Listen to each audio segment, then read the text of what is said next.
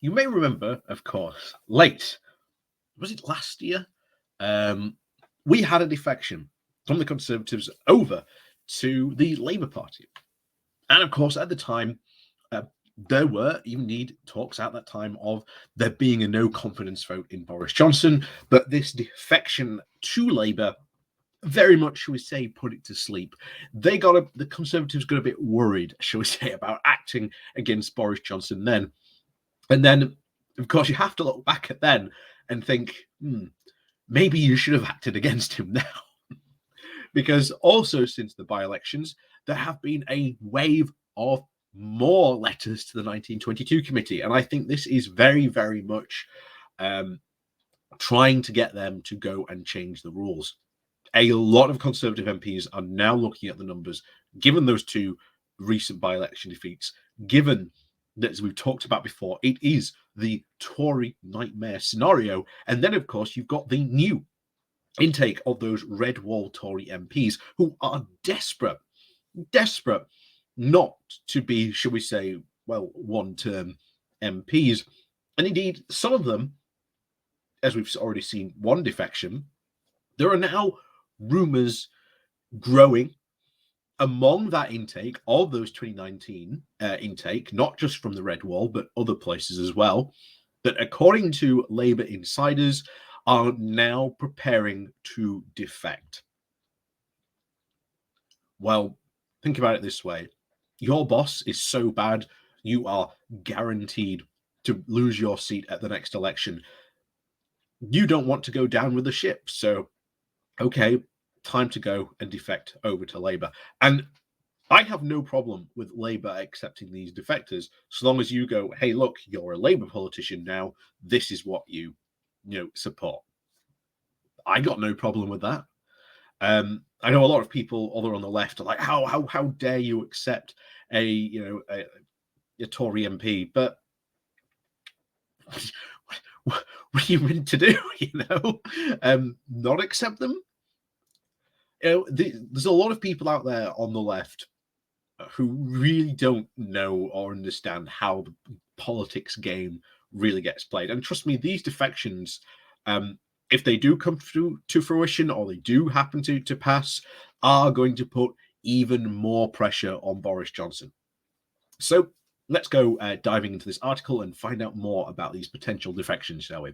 So, with that said, please do remember to hit that like, share, and subscribe button. And of course, down below there is the Patreon page and a one-off donation link called Buy Me Coffee, where you can buy me coffee. And as always, thank you very much to all those people who do help support the channel as well. There's also the new thank you button, and of course the subscription button, where if you press that, you get all sorts of badges, bells, and whistles on top of that. So over to the Guardian we go, with the title of this article called "At Least One Tory MP from 2019 Intake in Advanced Talks to Defect to Labour." At least one Conservative MP from the 2019 intake is in advanced discussions around a potential defection to Labour, with another elected then also in close talks with a Labour MP. Neither has met with Keir Starmer or has formed a formal contract with the Leader's office, but they are understood to be communicating with Labour MPs. One senior party source said that they were doubtful about the intentions of one of the MPs, but the other was more serious. Both MPs are from the 2019 intake, with one a marginal seat and one sounded out a very friendly in a Labour before the local elections and another more recently. A number of other Tory MPs in marginal seats have expressed frustrations to Labour MPs and have suggested that they will only keep their seats by defecting. One Labour official said that there was some scepticism in the party about the motives of those MPs. And don't get me wrong, if you are just moving to Labour just to, sort of save your seat, I think Labour has every right to sort of reject them. I think they should be looking very sceptically at those MPs. I think that's fine. In fact, I think any should we say, Tory MP that comes to Labour expressly for that reason, I think Labour should sound them out and say, hey, this guy wants to defect to us just to try and keep his seat.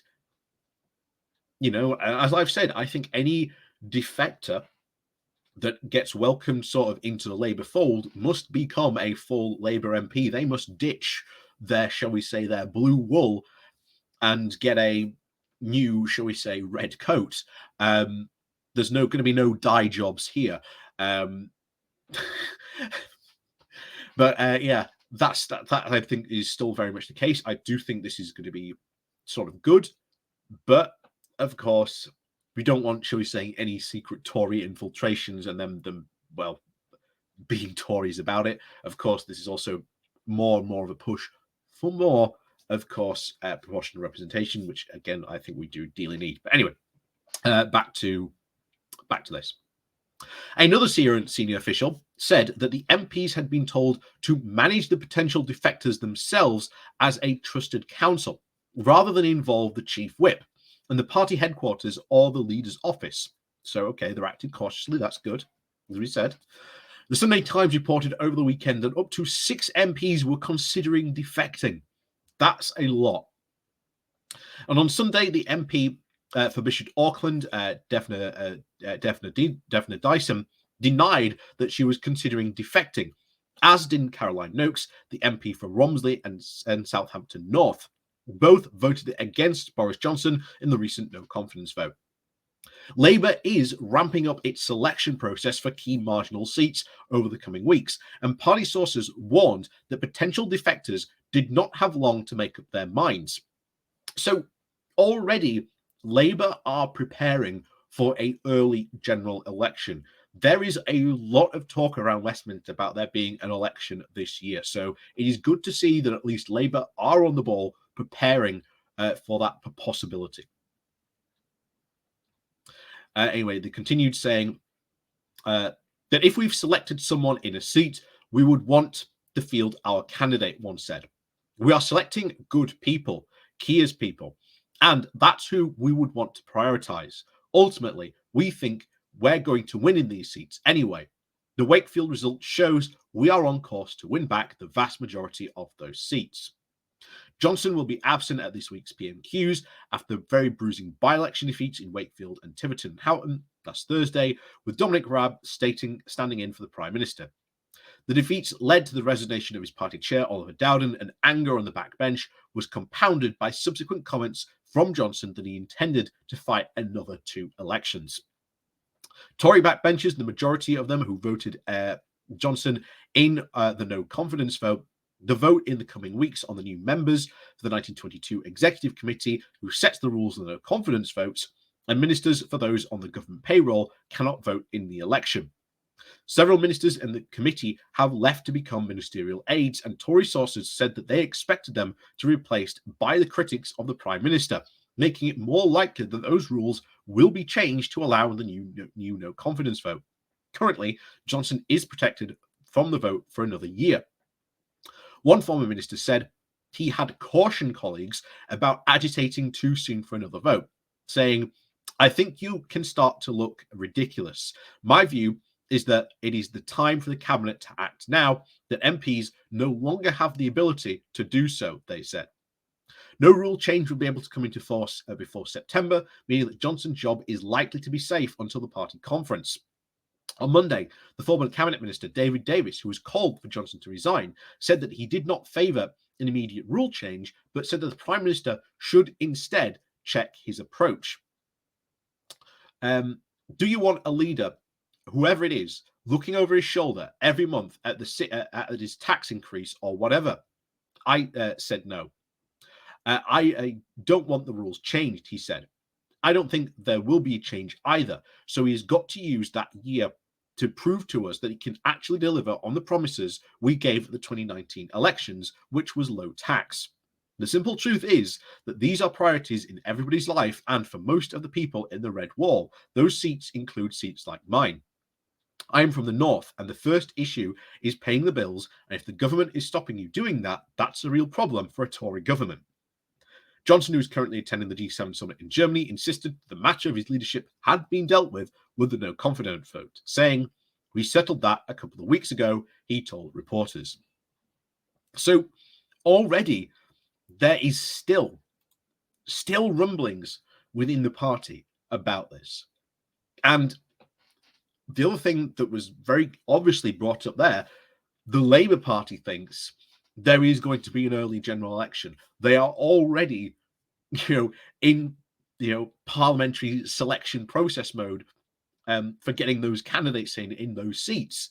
They would not be doing that if they did not think there would be a general election. So, ladies and gentlemen, it may be time to, take your positions on the starting line and get ready to start your engines, because we could be going into a general election.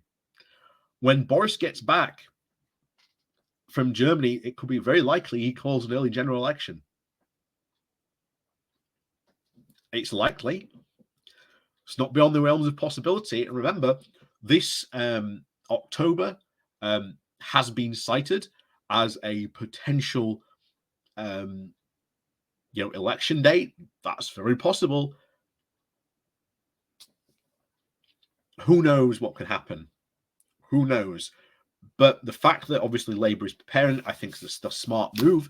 Even if this is just a rumor, it makes sense to be prepared. You do not want to get caught on the back foot if Johnson decides to call an election.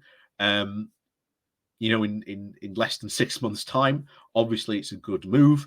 And like I say, they are preparing, and I support that sort of preparation. So be prepared, maybe, for us to go into full general election mode in maybe even the coming weeks or months. It could be real. This could happen. This could be, lining up on the starting blocks, ready to go. And I think Labour is making the right move here in sounding out, preparing for potential general election. So, as always, thank you very much for watching. Please do remember to hit that like, share, and subscribe button. And of course, down below, there are links to my Patreon page and a one-off donation link called Buy Me Coffee, or you can buy me coffee. And as always, thank you very much to all those people who do support the channel that way. And of course, see you all next time.